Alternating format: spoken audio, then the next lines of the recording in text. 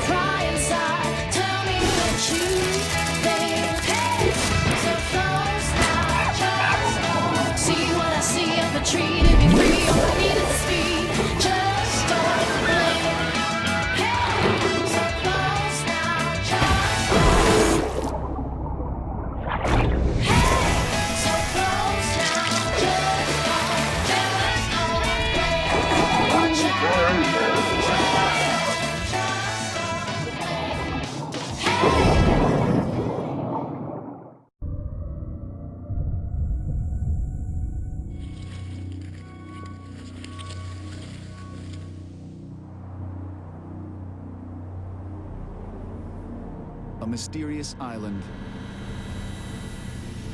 settled by mutineers. Maybe a portal back in time.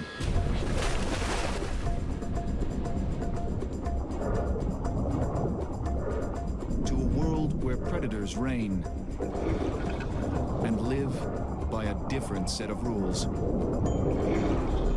Vi chansade ju förut.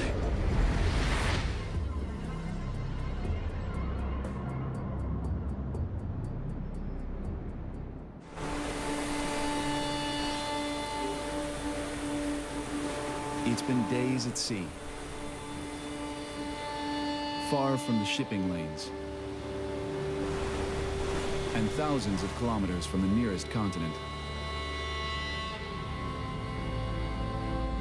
A team of explorers travels deep into the South Pacific, toward a distant human outpost.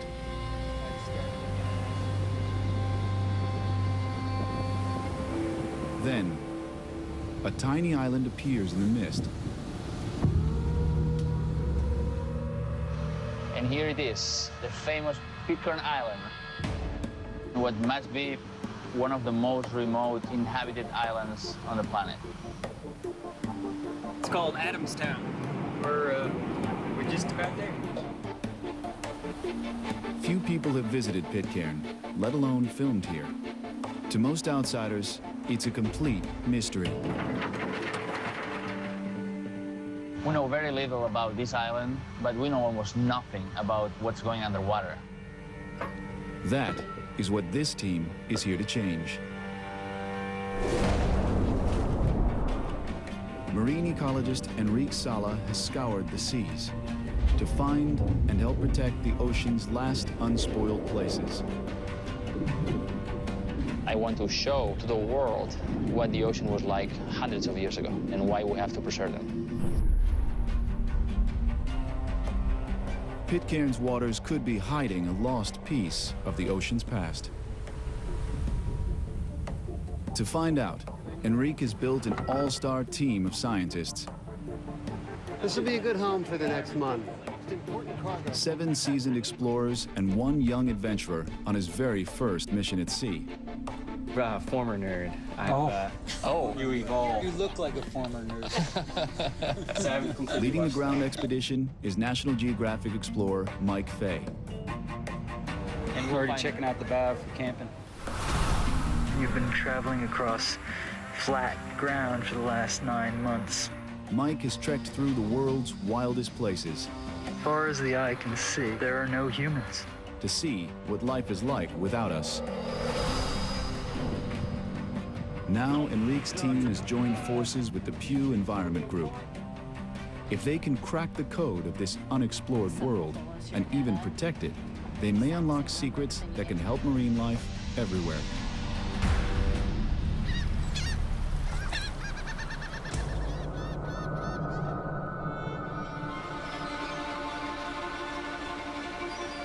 It's a new role for Pitcairn, a place known for its history. Today's islanders are descendants of the most famous renegades in history. The mutineers of the HMS Bounty. Hi. Enrique. Clarence. Clarice, nice meeting you. Over 2 centuries ago, British sailors mutinied against their captain and fled to this uninhabited island with a few Tahitian men and women. They spent the rest of their lives in hiding. Today, their descendants are still here. Some carry the bloodline of Fletcher Christian, the mutiny's leader. You can imagine when the mutineers arrived on this uninhabited island, you know, they're planning on living here forever. But luckily enough, And you think, wow, that's crazy, you know, the Christians are still here. I recognized your photo. Hello. You are Henri. Enrique. Ah, I'm here to welcome. Hi, nice meeting you, Heather. Lovely to have you here. The community is tiny, with fewer than 60 people, and they survive in a world apart. Pitcairn is one of 4 islands tied to the community, but it's the only one with people. The nearest major landmass is New Zealand, some 5,000 kilometers away. These remote islands are graveyards to ships, home to unpredictable storms, and host to hidden threats. No one will know what they're facing until they dive below. The team heads to Ducie, the least explored of all the islands. So we made it to Ducie Atoll, the most remote of the Pitcairn Islands. There are no people here. Nobody ever comes here. Ducie is almost 500 kilometers east of Pitcairn. Over a kilometer across, it's barely a blip on the radar. It's an oasis in the middle of nowhere. Kind of amazing.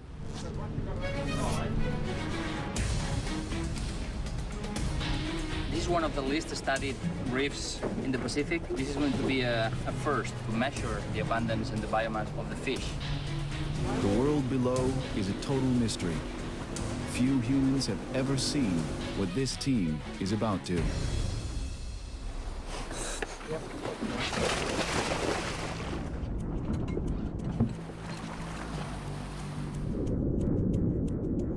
So we jumped in the water, and I couldn't believe it. We had never seen such a healthy and beautiful coral reef anywhere in the Pacific.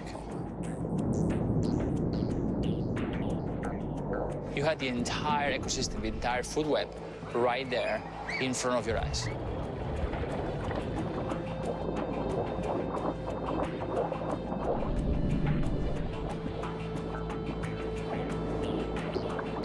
We saw blackjacks, surgeonfish, large groupers of different species, snappers, more eels.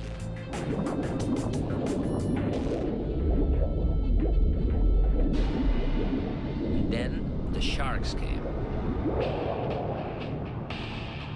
And they come in numbers. Running wild over the reef. As the sharks close in, no one knows how they'll react. But Enrique's sure he's found something unusual. Sharks are the single most important indicator for the health of a coral reef. Having sharks on the reef is like having lions on the plains in Africa. The more sharks, the more it's like the primeval past.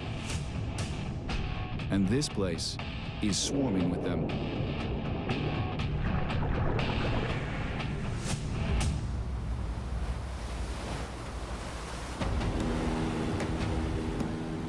Topside, Mike Fay and his crew wonder what waits on land. Straight ahead of here, you can see there's a rip coming out, and we're just going to go in.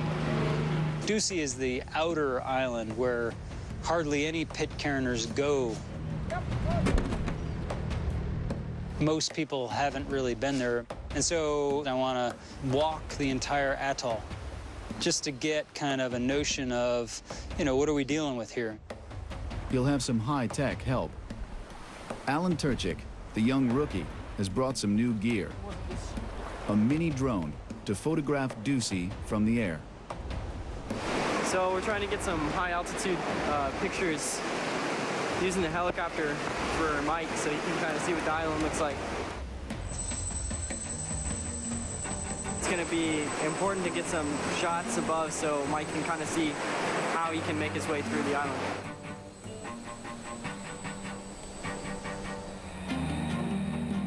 The helicopter can also spot things Mike might otherwise miss. Ducey's an atoll. Its circular band of coral rings an inner lagoon.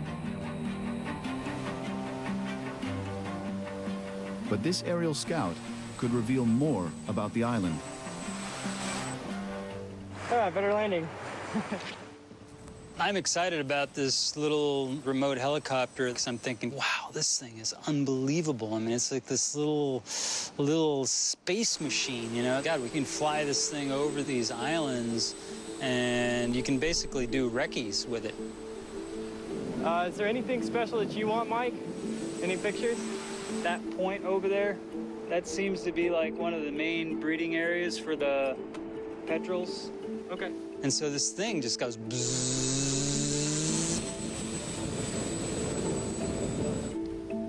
I was like, you know, what's the range on the radio of that thing? You know, because I'm thinking things getting pretty far away, and it looks like it's getting carried by the wind, you know. And he's like, no, it's pretty good, you know, and he's still kind of in virtual mode, looking at the screen, and I'm looking at the helicopter, and I'm thinking that thing is like whipping away from this island. Alan quickly discovers his drone has gone rogue. And then all of a sudden you see like panic mode start to set in. He's like, and he's like, I don't know what direction it is. I can't see which direction it's going. And he starts running after this thing. And that thing is woof. And that was the last we saw of the helicopter. It was gone. So much for the helicopter. Too much wind. Helicopter's lost at sea. MIA. You may be a decent pilot, but you're not that great. With the helicopter lost, Mike will have to explore Ducey the hard way, one step at a time. Just offshore, the dive team faces challenges of its own. Sharks dominate this perfect reef, and the numbers are overwhelming.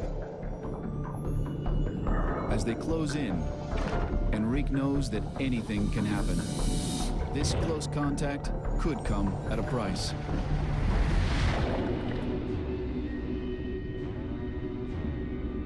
Ducey's sharks are not shy, and they're lightning fast.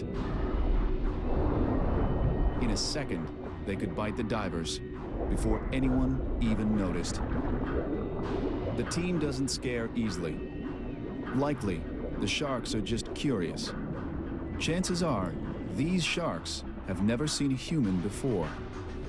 You don't belong there. We're aliens in this environment.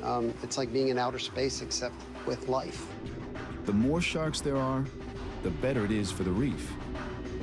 We used to believe that on a coral reef, the biomass of small fish outweighs that of large predators like sharks. But Enrique finds that the opposite is true on an untouched reef. Imagine that you go to Africa and you find more than one lion per every wildebeest and zebra and giraffe. You would say it's impossible. Pristine coral reefs are like this. Predators dominate. Oh, this place is wild. There were 2 white-tip sharks and 4 greater sharks and thousands of Manué eating everywhere and swimming in the water column. It was like an aquarium. really wonderful place. Really pristine. As far as we could see, there were these pale blue corals, like giant roses, covering all of the bottom. Every time our team get out of the water, they had this huge smile. They were laughing. They were talking about all the fish that we saw. It was really extraordinary. Like the sharks themselves, the evidence is overwhelming. Ducey's Reef is an underwater Eden.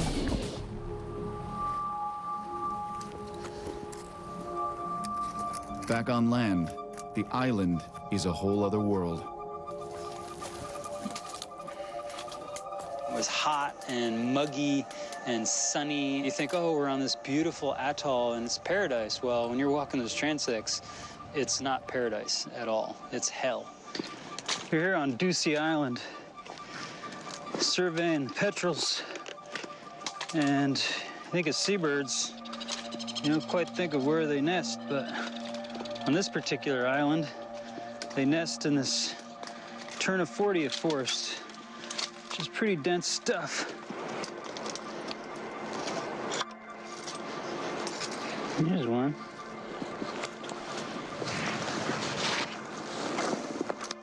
Little Murphy. Hey, guy, what you doing?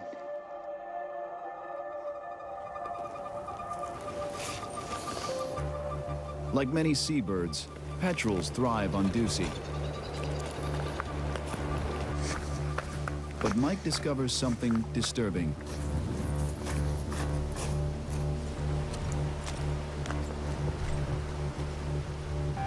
Dead birds lie scattered on the beach.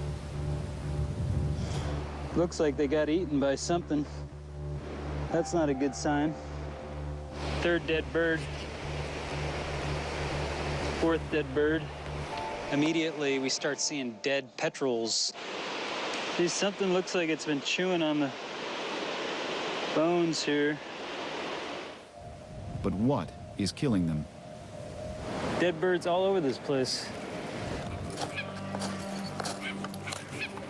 The carnage is worse at the lagoon. Yes, we have like 130 dead birds here. And what's amazing is they're all just about fledged out. They all died about the same time, almost like a disease came along or something. You know, and you think, that's freaking crazy. It's like bird after bird after bird after bird after bird after bird. These guys are just about, they were fledged. It's like, what kills birds like that? Mike heads into the forest to search for answers. It doesn't take him long to find clues. Look at this little guy. He's just stuck in the middle of this weedy patch. And they're nesting in this just ground herb in the boiling sun. And these chicks are just like covered with the fruits, like honey-coated fruits, and they're covered in them. They're obviously never going to be able to fly. The island has been invaded by an alien plant. A weed that may have been brought by birds or by man. Now it's grown out of control, trapping birds in its sticky goo. You think, God, one little thing like that completely changes the island. Mike can't be sure it killed all the birds, but one thing is clear. Ducey's landscape has been altered, and its future is uncertain.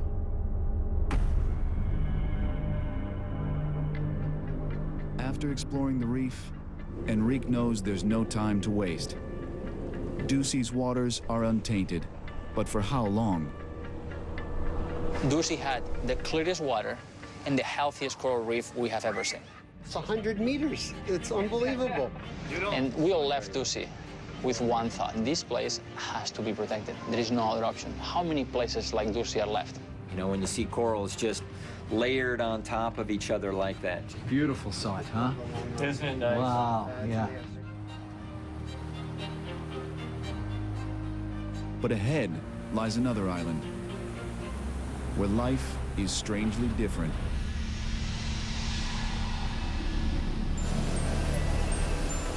And we are arriving to Henderson Island, which is a raised atoll, and now it's covered by impenetrable forest. Henderson is about 200 kilometers from Pitcairn, and at 7 kilometers across, the largest of the 4 islands.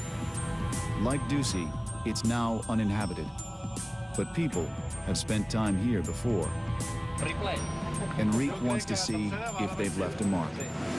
We're going to do our first dive now at Henderson Island, and the reef looks really gorgeous. We can see from the boats, and the water is so clear.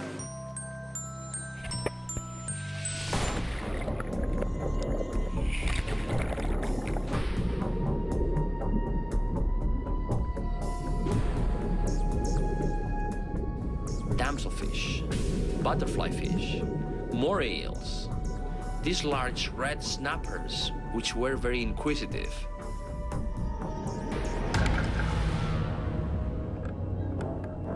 And probably the most exciting thing at Henderson was the sharks. Like at Ducie, sharks swarm Henderson's reef. But here, they're bigger and bolder. And no one knows what they'll do next.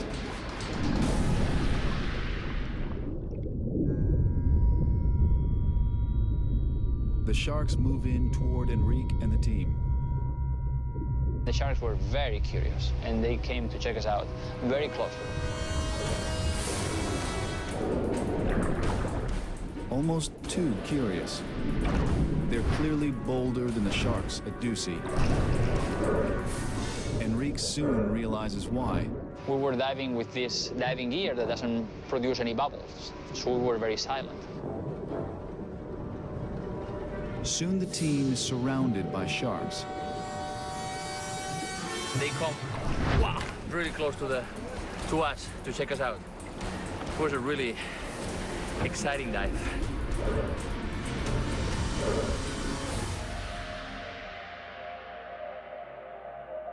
The heart-pumping encounter drives Enrique to explore further. We cheated death once again. To see if sharks patrol even further below. On the ship, Alan Turchik prepares a deep water camera. This is a drop cam. It can go down to the deepest part of the ocean, and has been actually down to the Marianas Trench. Hopefully we'll see some fish come up and check it out. For the young explorer, it's a chance to redeem himself after losing the chopper on Ducie. This is probably the first time anything's been filmed this deep. This show was created for you and your family to watch together. Welcome to Nat Geo Wild. Before, in this area, for sure. By day's end, they'll see what life is like 600 meters below, and may even discover creatures no one has seen before.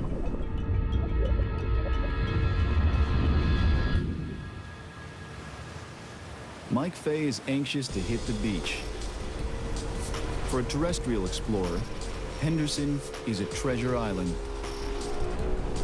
Henderson, from a land-based perspective, is certainly one of the most amazing places in the entire Pacific Ocean. So you've got this huge coral plateau that's 100 feet above sea level that's covered with this vegetation. There are still many species of plants to be discovered on this island. For me, this place is going to be awesome. I know it is, you know. Okay, I'm here on Henderson Island, up on the plateau. It's only about 100 feet above sea level, but it's a hard coral bed up here. This coral is like razor sharp. This place is like walking through a mountain of broken glass. Then you are dealing with this very dense vegetation. It's practically primeval, a living example of an ancient world. UNESCO designated Henderson a World Heritage Site because of its rare native birds, like crakes and fruit doves. But now they're at risk, threatened by an invasive predator. The Polynesian rat was brought by Polynesians to almost every island in the Pacific. And one of the things they eat is young birds, and they're extremely voracious. And we've had a de-ratification on Henderson just months previous to our arrival. A team of exterminators spread rat poison across the island. Mike's big question is if it worked. Their objective was to get rid of 100% of the rats on this island and not kill all the endemic crakes. Our objective here is to see if the crakes are still around and see if we see no rats. And then all of a sudden you see this little black thing like flash. And I got a crake. We got the crake. The crake is right in front of me here. I'm gonna pan over to the crake. That's what we're looking for. It's a little creaky. So it looks like a chicken. It's kind of acting like a chicken, but it's this little flightless bird in the middle of the Pacific Ocean, and you're looking at it. Hey, little cricky. How did he get there? And he's flightless, and he's in the middle of the ocean, you know? Crazy little bird. Those cricks are about the coolest little animals I've ever seen. Like little gnomes in the forest. A mix between a gnome and a chicken. Mike Fay's seen something move in the thick brush. I see a rat. I absolutely see a rat. I see a rat. You think rat. But all you've seen is this fleeting movement in this dense bush. I'm gonna take a picture of it. So I walk up really fast, and I lower my eyes, and then this rat is just sitting there on this branch. And it's like, it's a rat, it's a rat, it's a rat, it's in my brain, it's a rat, it's a rat, it's a rat, it's a rat. And then I try to take some pictures. But of course, it's like the Yeti thing, you know, UFOs, they're all blurry. In the video, you can kind of see the rat, but it's not clear, you know, it's blurry, but you can see the form of the rat clearly. And this is a huge deal. You know, if there is a rat on this island, the probability of me seeing the only rat on this gigantic island is basically 0 when you round it out. Rats are definitely a bummer. No doubt about it, after all that time and effort to get rid of the rats. That means that entire dynamic between the crakes or the rails and everything else on that island that is impacted by rats, you've kind of reset the clock. It's troubling news. Though humans left Henderson long ago, their footprint remains. So far, only the reefs seem untouched.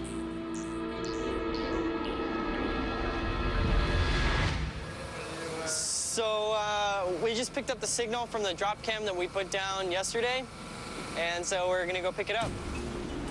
Alan Turchik retrieves the drop cam from 600 meters below.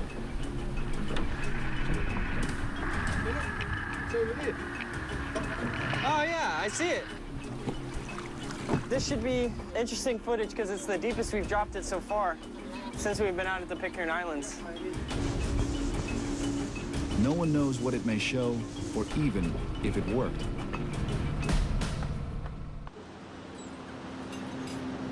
Cool. All right, so I've been kind of scouring the drop cam footage every day, trying to look for some cool stuff. Strange creatures appear. And this is the first drop that I did at Henderson. That's a big animal. This one's 200-something meters. So I like that he just bumps right in there. Yeah. I found, I think, gray reef sharks. They went down to about maybe 300 meters, and then anything below 600 meters, you can see these guys. Yeah. The depths hold rarely seen sharks. They're bigger and slower than the reef sharks. It's Sharkovision. Yeah. But like their combative cousins, they rule a world that's as mysterious as it is untouched. You know, nobody has been studying these deep sea environments before. And what we saw blew our minds. Whoa! Check that out. Yes. These new revelations win Alan the team's respect. The beginning of the trip, it was pretty hard. Helicopter got lost in the ocean. It's really nice that I was able to get through all that and actually still capture some stuff that actually looks like it's going to be useful for science. Whoa. It seemed like there was some cool species that they're interested in learning more about, and thankfully, like there's that one weird shark with the long, narrow dorsal fin, and he kind of just wandered perfectly through the frame, so luck shot, I guess, but that's still really cool. In all, the scientists discovered 8 entirely new species of fish. Right. Like Ducey, Henderson's marine world is untainted. Back on the island, Mike Fay can't say the same. I would have loved to have been able to not seen rats, but, you know, just the way it is. He makes one final survey of the coastline and comes across something even more alarming.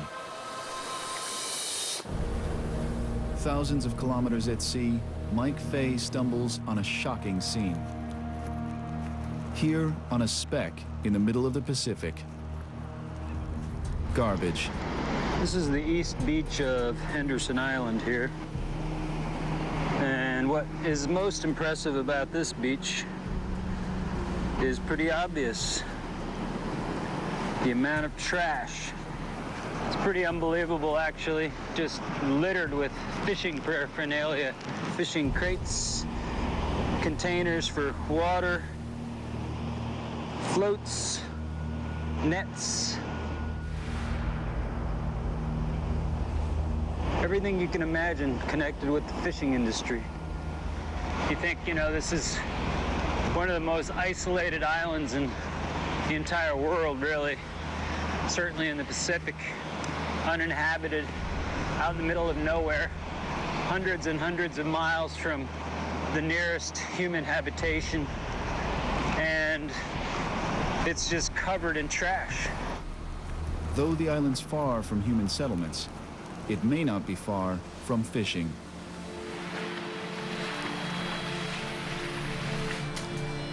Commercial fishing could unravel all the Pitcairn Islands, leaving the islanders little hope of survival. I've been a commercial fisherman for nearly 30 years, and if commercial fishing was allowed in here, they would just spoil it, it would ruin it.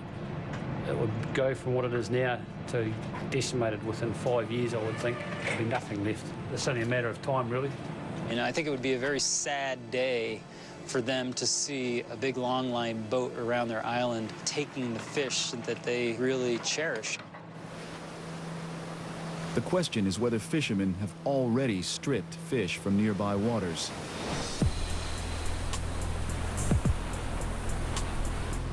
The team rushes back to Pitcairn to find out.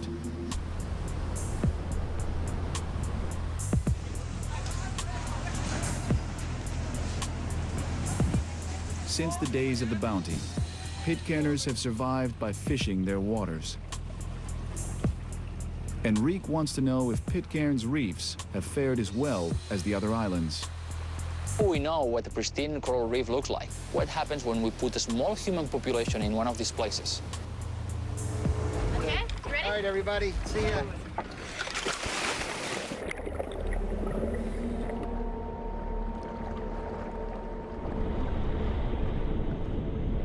Underwater, something's different.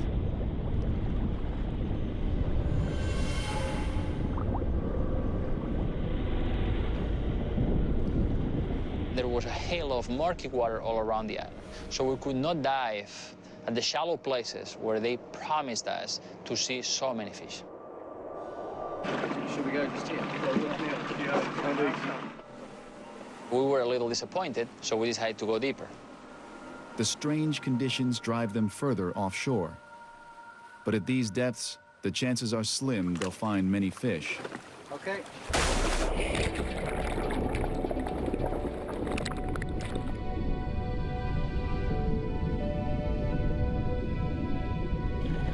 From the first plunge, however, they discover something unexpected.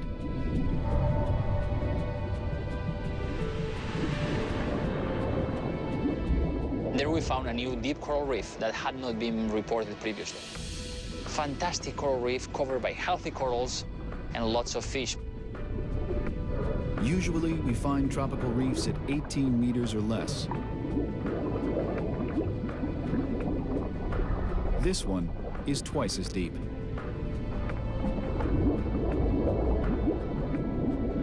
We have corals deeper than what we would expect, probably because the water is so clear, you know, more than 60 meters visibility. Life is thriving in the crystal clear depths. The scientists survey the fish and are shocked by what they find. There are no sharks. Something here is wrong. We didn't see any sharks. We saw some medium-sized groupers. The place doesn't seem pristine. It seems in good shape, but definitely not pristine. Something here has taken the sharks, and no one is sure what it is. While Enrique hunts for answers, Mike Fay checks the island. It's a dangerous task.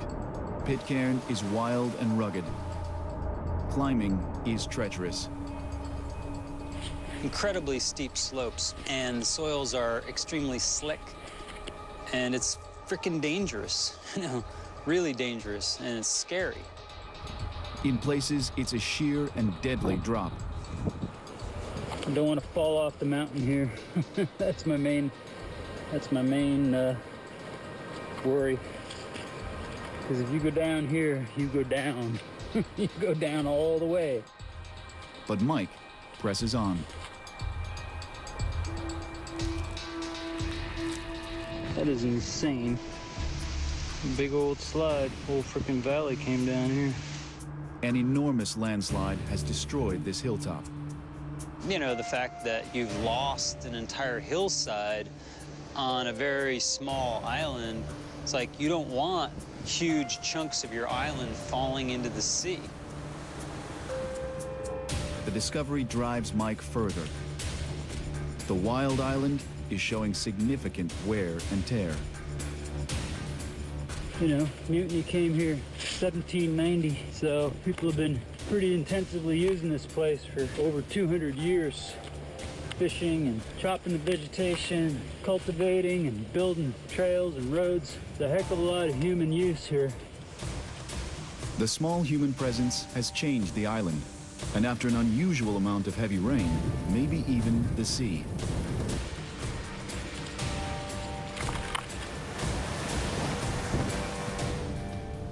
And you see this gigantic plume of soil in the ocean, emanating from what is this gigantic slide on the south side of the island. It's probably covering up everything that's living down below and killing it slowly but surely. The impact of even a few humans can be surprisingly large. What we see in a lot of places, particularly small places, is even a modest amount of human impact can have a pretty significant impact on the resources below. Though the islanders fish on a small scale, other factors may be altering the reef. People on this island, they're not only just fishing on this island, and there's a huge amount of sediment in this water. That connection between the land and the sea becomes very apparent. But 50 years ago, it was different. Good evening, everybody. Thank you so much for your hospitality. We are all so happy to be back on the island. We have a little surprise. Some of you may remember Louis Marden. Long before Enrique arrived, another National Geographic expedition came to Pitcairn. So when Louis Marden came in 1956, he filmed with a 16mm movie camera. 60 years later, we have the film in this machine. The movie is silent, so you can talk as much as you want. Right? This is new. This is a new technique, okay? 50 years ago, the reef looked better. There was no murky shroud covering the coral. Surprisingly, that was when there were nearly 3 times as many people as today.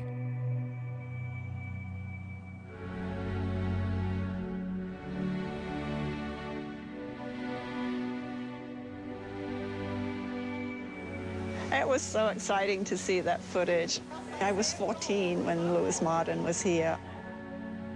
To see, all the people, because the population was so much bigger. Now, the entire population can fit in this room. And the community is still shrinking as young adults leave to find a future off the island.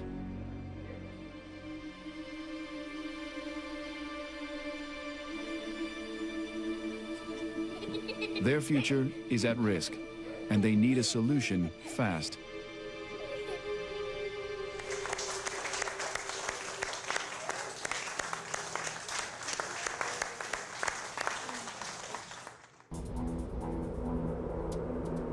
All the islanders have is this bit of land and the boundless sea. Now, even that seems threatened. The muddy runoff is obscuring the shallow reefs, blocking out the light that sustains the corals. But could the islanders' impact really eliminate the sharks? Or is it something else? Enrique worries that commercial fishing could be closing in, and that's not good news for the Pitcairners. The ocean is their biggest resource. If the ocean is depleted, there goes their livelihood. And this is what's on the line. Right now, we are headed to Oino, our last destination in the Pitcairn archipelago. Oino will be a good indicator of how fast we need to act to keep these places pristine. Oino is about 120 kilometers northwest of Pitcairn. Of the 4 islands, it's closest to French Polynesia, the nearest inhabited islands and fishing fleets. Getting to Oino proves the most challenging. We hit the worst weather we could have. Rain, rain, and more rain, strong winds, and the swell was breaking so hard on the reef that anchoring was very dangerous. And that made it really difficult for us.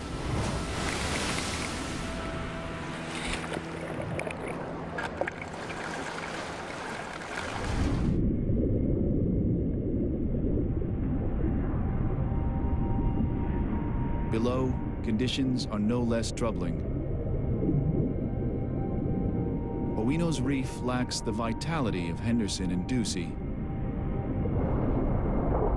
Though the fish appear healthy, Enrique realizes it's the same problem as at Pitcairn. There are no sharks. Here, where there are no people. Why are there no sharks in this remote, uninhabited atoll in the middle of the Pacific? And the only answer that comes to mind is fishing. Any remote place has predators. Oino is closest to the outside world. Enrique fears that foreign fishing vessels have stripped the reef of its sharks. If there is fishing at Oino, what's next? Are these foreign fleets going to start hitting Henderson and then Ducie, which is a totally pristine place?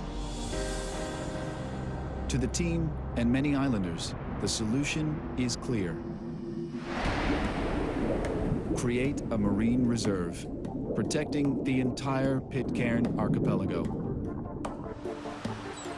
A marine reserve is an area that we set aside without fishing to allow marine life to recover. It may help the Pitcairners as well. Tourism. Not rare stops for island trinkets and bounty lore, but ecotourism built on a protected marine reserve. We're talking about global recognition for a unique marine environment, a completely new set of economic alternatives, including ecotourism, that would bring new life to the island. And if the Pitcairners agree, it would be the largest in the world.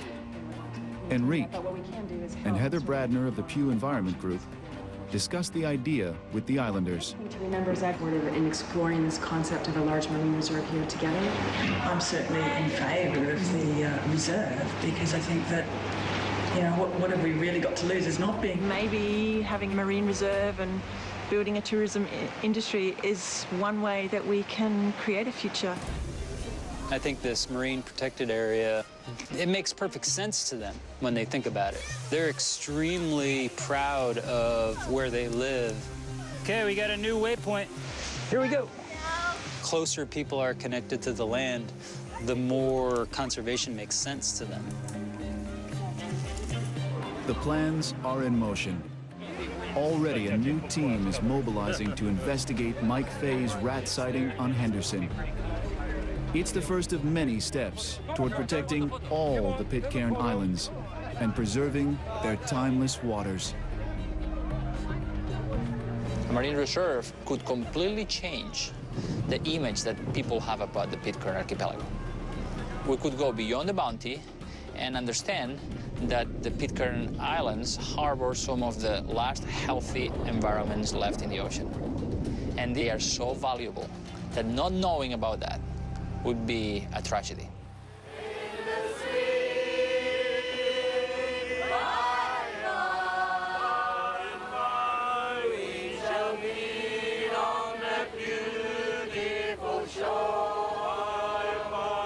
I really do think Pitcairn has a chance. I'm sure there have got to be other mad people like me that will want to come back for this lifestyle and create a future.